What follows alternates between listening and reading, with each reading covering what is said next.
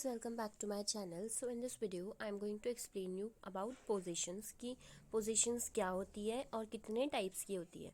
So basically ये video में मैं इंट्रो पोर्शन कवर करूँगी positions का कि position क्या होती है, उसके प्रिंसिपल क्या होते हैं और कितने टाइप्स की पोजीशन होती है. ये BSc nursing first year foundation of nursing का टॉपिक है. Not only for first year, ये टॉपिक ऐसा है कि हमें हमेशा याद रहना चाहिए, चाहे हमें नर्सिंग करनी हो या कोई और मेडिकल फील्ड है, तो उसके लिए बहुत इंपॉर्टेंट है. सो स्टार्ट करते हैं पोजीशन की डेफिनेशन से. Placing the person in a proper body alignment for the purpose of preventive, promotive, curative and rehabilitation aspect of health. तो पोजीशन क्या होती है? ये हमारी बॉडी का एक ऐसा अलाइनमेंट होता है या ऐसा पॉस्चर जिसको हम बोल सकते हैं, जिसमें हमारा जो पर्सन है, जो पेशेंट है या कोई और पर्सन है, हम खुद क्यों ना हो, तो एक ऐसा बॉडी अलाइनमेंट जिसमें हमारी बॉडी को कंफर्ट फील हो, हम उसमें क्योर फील करें, हमें उसमें प्रमोटिव हो, कोई डिस्कम्फर्ट ना हो हमारी कोई भी बॉडी पार्ट को. लाइक अगर हम नॉर्मल सिटिंग पोजीशन में बैठे हैं तो ऐसा नहीं है कि हम ऐसी सिटिंग पोजीशन में बैठे हैं जिसमें हमारा जो बैक एरिया है उसमें बहुत प्रेशर पड़ रहा हो, या उसमें कोई पेन हो रहा हो, या कोई हैंड मूवमेंट में पेन हो रहा हो, या कुछ भी हो रहा हो, तो उसको हम करेक्ट पोजीशन नहीं बोलेंगे. करेक्ट पोजीशन एक ऐसा बॉडी अलाइनमेंट होता है जिसमें अगर कोई पर्सन बैठा है तो उसके बॉडी के सारे पार्ट्स में कंफर्ट उसको फील हो, उसको कोई भी प्रॉब्लम ना हो, और उसकी जो बॉडी है उसमें जो ब्लड फ्लो रहे वो नॉर्मल रहे. और अगर उसे कोई प्रॉब्लम हो रही है किसी भी पोजीशन में बैठने में, तो उस पोजीशन को हम करेक्ट पोजीशन नहीं बोलेंगे. तो पोजीशन को हम डिफाइन कर सकते हैं कि एक ऐसा बॉडी अलाइनमेंट होता है जिसका मेन पर्पस होता है कि हमारी बॉडी को प्रमोट करे, क्योर करे, और हमारी बॉडी के जितने भी पार्ट्स हैं, जितने भी जॉइंट है, मसल है, और हमारी बॉडी को रिलैक्स करे, काम करे, उसको हम बोलते हैं पोजीशन. तो पोजीशन को हम जनरली अगर हमसे कोई पूछता है तो ये हम बोल सकते हैं कि एक ऐसा बॉडी अलाइनमेंट होता है जिसमें हमारी बॉडी का जो पूरा वेट है, जो पूरा बॉडी हमारा पूरा स्ट्रक्चर है, वो पूरा प्रमोट हो, पूरा हील हो, और उसके किसी भी पॉइंट पे प्रेशर ना पड़ रहा हो, हमारी बॉडी एक रिलैक्स पोजीशन में रहे. फिर आते हैं इसके प्रिंसिपल ऑफ पोजीशनिंग. सो सबसे फर्स्ट है systemic and orderly way of doing. तो सबसे पहले क्या होता है, पोजीशन का प्रिंसिपल ये है कि हम पोजीशनिंग कर तो रहे हैं, हम क्यों कर रहे हैं. अगर हम कोई भी ऐसा प्रोसीजर कर रहे हैं, फॉर एग्जांपल अगर हम राइस ट्यूब इंसर्ट कर रहे हैं या हम कैथेटराइजेशन कर रहे हैं, तो ऐसा तो नहीं है कि हम नॉर्मली जाएंगे पेशेंट के पास और डायरेक्ट उसका कैथेटर इंसर्ट कर देंगे. नहीं, सबसे पहले हमें क्या करना होता है, उसकी पोजीशन डिसाइड करनी होती है. तो ये सबसे इंपॉर्टेंट प्रिंसिपल होता है कि हमें सिस्टमिक एंड ऑर्डरली वे में कोई भी काम करने का एक तरीका मिल जाता है कि हमें उस जो हम प्रोसीजर परफॉर्म कर रहे हैं उसे हमें कैसे कंटिन्यू करना है. फिर नेक्स्ट आता है cooperation between two. Like catheterisation का अगर हम एग्जांपल ले सकते हैं, अगर कोई नर्स या कोई डॉक्टर कैथेटराइजेशन परफॉर्म कर रहा है तो उन दोनों के बीच में कोऑपरेशन रहेगा अगर करेक्ट पोजीशन दी है तो.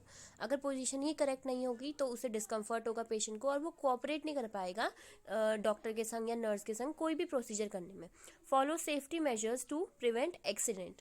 अगर कोई भी पेशेंट है, कोई कार्डियक पेशेंट है या कोई रेस्पिरेटरी डिस्ट्रेस का पेशेंट है, अगर उसे करेक्ट पोजीशन नहीं मिली है तो उसके संग कोई भी एक्सीडेंट हो सकता है.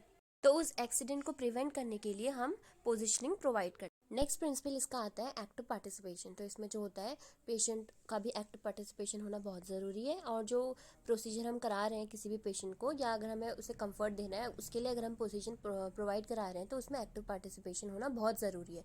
तो ये सारे प्रिंसिपल हमें फॉलो करने होते हैं अगर हमें पोजीशनिंग किसी को देनी है. नेक्स्ट प्रिंसिपल आता है पोजीशनिंग का, वो है right technique at right time. So right technique का यहाँ पे मतलब है कि हमें करेक्ट पोजीशन में, करेक्ट टाइमिंग में, करेक्ट टेक्निक से किसी भी पर्सन को पोजीशनिंग देनी है. राइट टेक्निक होना इसलिए ज़रूरी है कि अगर हम राइट टेक्निक का उपयोग नहीं करेंगे या राइट टेक्निक यूज़ नहीं करेंगे तो उसमें क्या हो सकता है कि किसी जो हम पर्सन को पोजीशनिंग प्रोवाइड कर रहे हैं उसको क्या हो सकता है कि उसे डिफ़िकल्टी हो सकती है उस जो पोजीशन हम उसको देना चाह रहे हैं उसको एक्वायर करने में. लाइक अगर कोई कार्डियक पेशेंट है, अगर उसे नॉर्मली हमें सेमी फाउलर या फाउलर पोजीशन देनी, लेकिन हमें उसका राइट टेक्निक पता ही नहीं है कि हमें सेमी फाउलर पोजीशन कैसे देनी है, या अगर हमें नहीं पता है कि हमें प्रोन पोजीशन कैसे देनी है, तो हम उस पेशेंट को अच्छे तरीके से वो पोजीशन अगर नहीं प्रोवाइड करेंगे तो उससे क्या हो सकता है कि पेशेंट को बहुत ज़्यादा डिस्कम्फर्ट हो सकता है, और भी उसको मेजर चांसेस हो सकते हैं कि उसे कोई और डिजीज़ कंडीशन ना हो जाए, कोई ऐसी इमरजेंसी ना आ जाए जिसमें उसकी ब्रीदिंग जो है वो ट्रैकीकार्डिया हो जाए या ब्रेडीकार्डिया हो जाए, कुछ भी ऐसी कंडीशंस हो सकती है. तो हमें राइट टेक्निक का यूज़ करना इसलिए भी ज़रूरी है ताकि हमें पेशेंट को कंफर्ट प्रोवाइड कर सकें, और जो है अपना अगर हमें कोई प्रोसीजर परफॉर्म करना है तो वो हम प्रोसीजर अच्छे से परफॉर्म कर सकें. सो ये सारे थे प्रिंसिपल पोजीशनिंग के कि हमें सिस्टमिक एंड ऑर्डरली वे में हमें कोई भी पोजीशन देनी होती है. कोऑपरेशन मेंटेन करना होता है किसी भी 2 इंडिविजुअल या 3 इंडिविजुअल जो भी पोजीशन दे रहे हैं. सारे सेफ्टी मेजर्स फॉलो करने हैं ताकि एक्सीडेंट ना हो. एक्टिव पार्टिसिपेशन होना चाहिए जो भी पोजीशनिंग प्रोवाइड कर रहा है। ऐसा नहीं कि वो अपना एक्टिव पार्टिसिपेशन नहीं दे रहा है, वो जनरल भाषा में हम बोल सकते हैं कि काम चोरी कर रहा है, कि उसे मन नहीं है पोजीशन देने का। उससे क्या हो सकता है कि जो पोजीशन हम प्रोवाइड कर रहे हैं उसमें लैक हो सकता है और पेशेंट को डिस्कम्फर्ट हो सकता है। राइट टेक्निक का यूज़ करना है राइट टाइम पे। तो ये सारे प्रिंसिपल थे, अगर हमें किसी को पोजीशनिंग देनी है तो ये सारे प्रिंसिपल हमें वहाँ पे फॉलो करने होते हैं। नेक्स्ट बात करते हैं टाइप्स ऑफ पोजीशन की। पोजीशंस कितने टाइप्स की होती हैं? Dorsal position, dorsal recumbent position, lithotomy position, lateral position, Sims position, knee chest position. Knee chest position का दूसरा नाम होता है genupectoral position. Fowler position, Fowler position के अंदर भी 3 टाइप के फाउलर आते हैं, low Fowler, semi Fowler and high Fowler. Last आती है वो आती है टेंडरबर्ग्स पोजीशन। ये हम जनरली शॉक कंडीशन में देते हैं। सो ये पार्ट 1 है वीडियो का पोजीशनिंग का। सो इसमें मैंने आपको definition, principles and types explain किए। इसके नेक्स्ट पार्ट में मैं आपको जो टाइप्स ऑफ पोजीशनिंग है इसको डेप्थ में एक्सप्लेन करूंगी। तो ये जो सारी पोजीशनिंग है, ये सारे नेम्स जो है वो बहुत इंपॉर्टेंट है, आपको फिंगर टिप्स में याद होने चाहिए कि नीचेस पोजीशन क्या होती है, लिथोटमी पोजीशन कब देते हैं, डॉर्सल पोजीशन कब देते हैं, नीचेस पोजीशन कब देते हैं। तो ये सारी चीजें मैं आपको नेक्स्ट पार्ट में एक्सप्लेन करूंगी। नेक्स्ट मैं आपको एक्सप्लेन करूंगी कि हेमीप्लेजिक पेशेंट क्या होते हैं, पैराप्लेजिक पेशेंट क्या होते हैं और इनकम्प्लीट पैराप्लेजिक पेशेंट्स क्या होते हैं।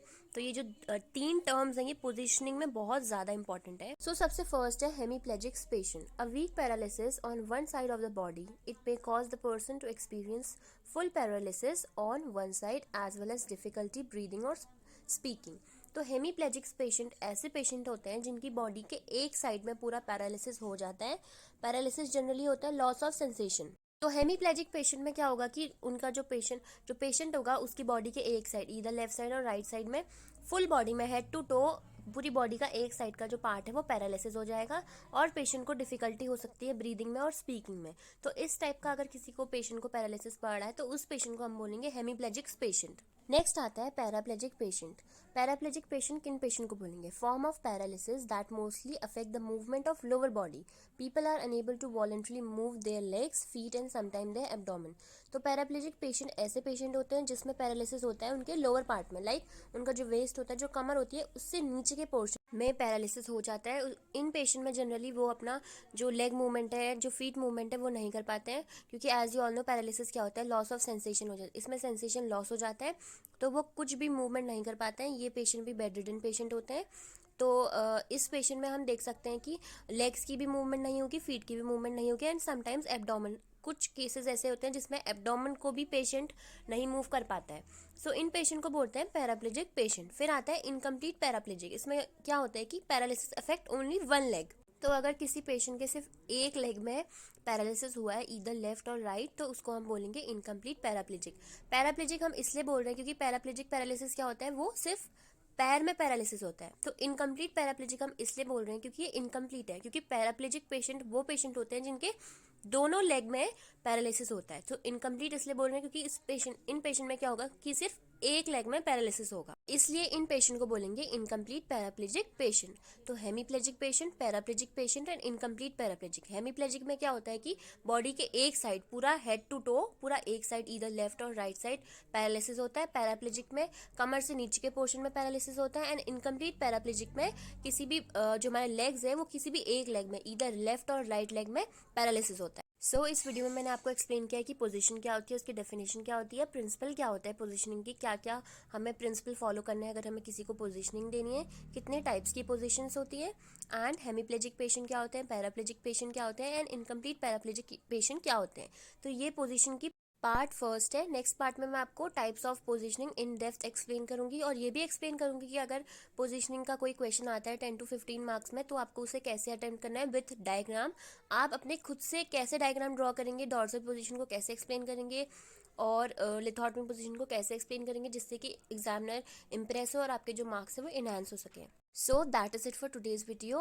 If you like this video then like, share and subscribe and also comment your doubt or any query if you have. I am trying to cover all the important things related to nursing first year. I have uploaded all the important past year paper also, university paper also and internal exam paper also. So yeah, if you like this video then subscribe to my channel for more such videos. Thanks for watching.